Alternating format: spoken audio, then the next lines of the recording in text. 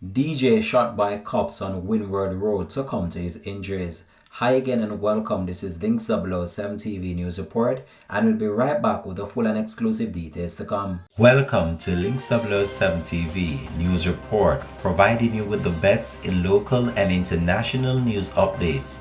This is a place where you can get the most reliable and informative news information.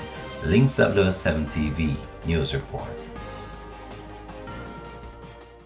Welcome back and thanks for joining us. This is Links 007 TV News Report.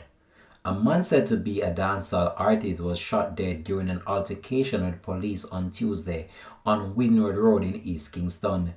The deceased has been identified as 28-year-old Jermaine Todd, otherwise called One Chrome of Tiverton Road in Rockford, Kingston 2.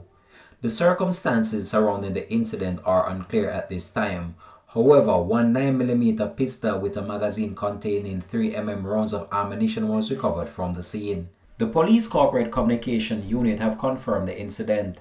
Preliminary reports online suggest that Todd is a DJ known for songs such as Call Panja, but the police could not confirm that Todd was a DJ.